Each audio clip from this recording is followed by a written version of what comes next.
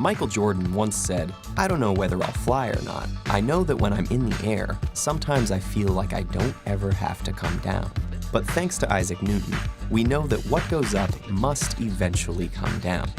In fact, the human limit on a flat surface for hang time, or the time from when your feet leave the ground to when they touch down again, is only about 1 second.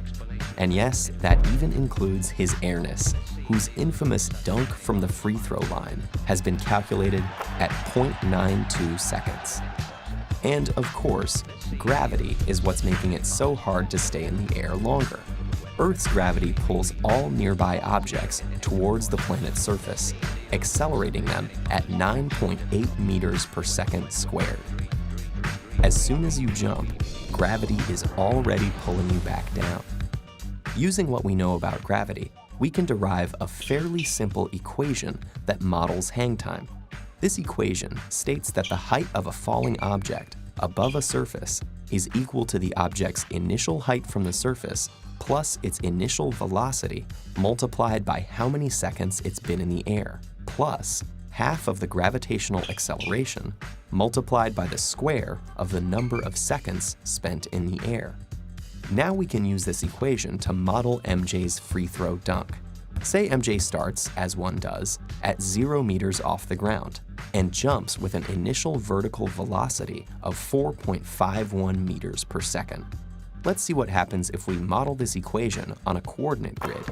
Since the formula is quadratic, the relationship between height and time spent in the air has the shape of a parabola. So what does it tell us about MJ's dunk? Well, the parabola's vertex shows us his maximum height off the ground at 1.038 meters. And the x-intercepts tell us when he took off and when he landed, with the difference being the hang time. It looks like Earth's gravity makes it pretty hard for even MJ to get some solid hang time. But what if he were playing an away game somewhere else, somewhere far? Well, the gravitational acceleration on our nearest planetary neighbor, Venus, is 8.87 meters per second squared, pretty similar to Earth's. If Michael jumped here with the same force as he did back on Earth, he would be able to get more than a meter off the ground, giving him a hang time of a little over 1 second.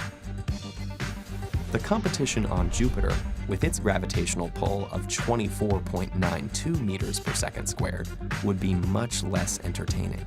Here, Michael wouldn't even get a half meter off the ground and would remain airborne a mere 0.41 seconds. But a game on the moon would be quite spectacular. MJ could take off from behind half court, jumping over 6 meters high, and his hang time of over 5.5 seconds would be long enough for anyone to believe he can fly.